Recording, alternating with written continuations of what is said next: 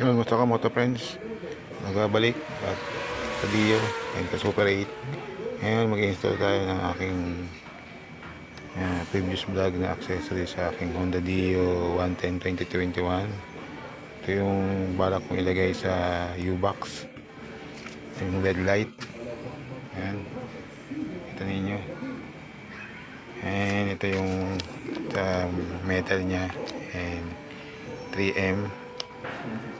Ayan, para dito naman to. Ito yung magnetic. Ayan. At ito yung USB charging cable nya, micro. Hindi ko pa na-test kung gaano katagal to. At ngayon ko lang to i-install. Ito yung finished product nya. Ayan, install ko na itong magnetic. Ayan, medyo ano siya, touch sensitive. At ito yung metal nya. Ayan, ako pa lang kung saan ko siya i-install. Ayan. At balikan ko kayo. Ayan, install natin. At balak ko lagay dito. Since ano siya, touch sensitive siya, dito ko sana balak ilagay. Kaso since touch sensitive siya, pag ginanong ko baka sumindi. Kasi minsan puno to, kaya dito ko na lang ilalagay. Dito. Alot sa mga bagong labas na scooter, dito yung mga ano nila tawag dito, U-box light or service light. Yan dito, papantayin ko lang and babalikan ko yun. Ang ganda to pag napunta kayo sa mga madilim na lugar at kailangan nyo magbukas ng U-box. Meron kayong ilaw, meron kailangan maggamit ng flashlight or flashlight ng yung camera o smartphone. Balikan ko kayo. Yan, napag-decide ako dito install, kasi pag dito, pag sinarado ko baka mag-auto sindi siya kasi touch sensitive yan. Saka meron naman tayong cigarette lighter USB charger. Ayan, may kasama sa cable din sakaling malaubat. Yan, bali ganyan. Hit nyo lang. Yan, i-charge nyo, tanggalin nyo. Tanggalin natin itong blue siguro para mas makapit. At magdi-decide din ako kung saan ko ilalagay sa top box naman yung ano, itong ganito, mas makapit siya. Tingnan natin. Diba? Kung napunta kayo sa madilim lugar, kailangan nyo harap ng mga tools ninyo. Hindi na yan. Balikan ko kayo pag sa U-box naman tayo, ay sa top box, mga kamoto friends, ka-Dio and ka-Super 8. Yan mga kamoto friends, ka-Dio, dito ko balak install kasi minsan puno itong U-box ko. Yan, balikan ko kayo pag na-install na natin. Yan dito. Yan.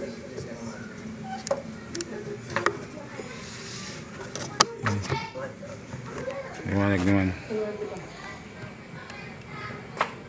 Balikan ko kayo pag na-install na. And update ko din kayo sa aking Honda Dio 110 2021 ko. 3 years na siya mahigit. Update ko sa iyo ng mga nangyari.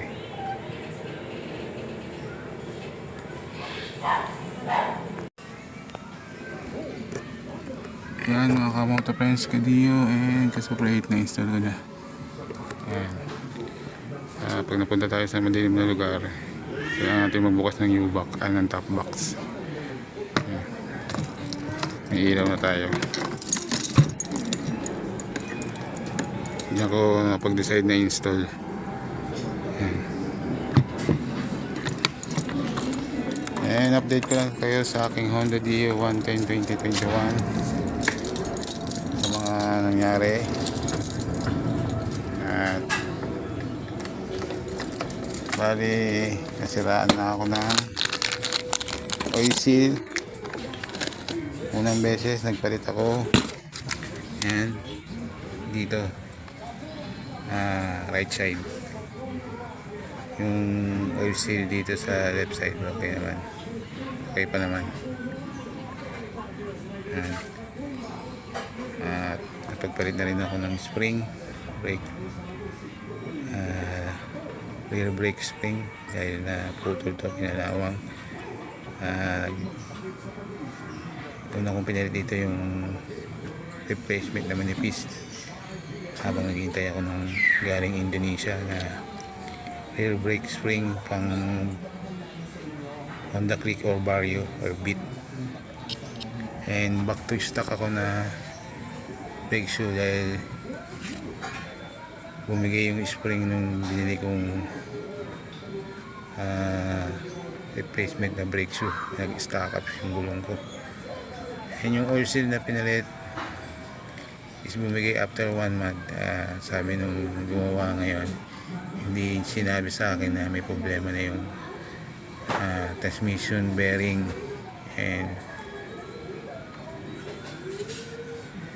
pinalitan, sabi palitan na. And yung brand na pinalit is NSK, yung kung Japan yun o Taiwan, Chetcha. At pinalitan din yung torque drive bearing kasi naapektuhan yung nung transmission bearing kasi nagalaw to, and naapektuhan yung torque drive bearing. Pang M3 yung binalit, compatible. Dinala ko siya sa Sumulong Enterprise doon para sa one-stop shop. Para sakaling mga kailangan na parts andun na rin. Yan yung mga nangyayari sa akin dito, at umabot siya ng 3K. Yan ang ginastos ko sa hindi pa kasama yung pangulang bili ko ng oil seal, then yung bearing na set sa transmission, then yung torque drive bearing, and yung rebor. Bali 3K siya. And ngayon back to stock ako sa brake shoe ko. Yung rear brake shoe na galing sa yung front brake shoe na galing sa unahan ko, nakalagay ngayon dito kasi nga binili kong brand, ano ba yun, Yamamoto ba yun, is bumigay yung spring niya at nag-stock up sa gulong ko. Tinagawa ng paraan at nakauwi ako. Yan ang update ko sa aking Honda DA110. Eh, pinakalawas ko na kasi puro langis yan, tumagas. Kaya pag papalit kayo ng oil seal dito sa right side, pa-check nyo na rin yung bearing, transmission bearing, and pa-check nyo na rin yung torque drive bearing kung yung bawa is nagalaw na to, nagewang. Yun ang sign nung pag sira na yung transmission bearing ninyo, nagewang ito ngayon, okay na. Yan ang update ko sa aking Honda DA110 2021, at satisfied pa naman ako dahil gamit ko siya sa aking pagiging courier, delivery courier, at almost 3 years na siya. Yan mga kamoto friends, Kadio at Super 8.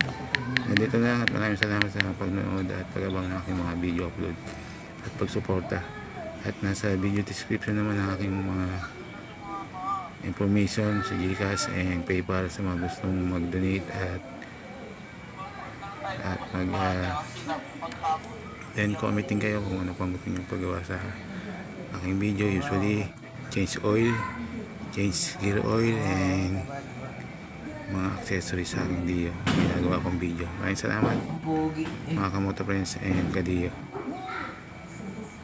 and update ko lang kayo sa ibang vlog sa sakali kung may mga kulang pa ako.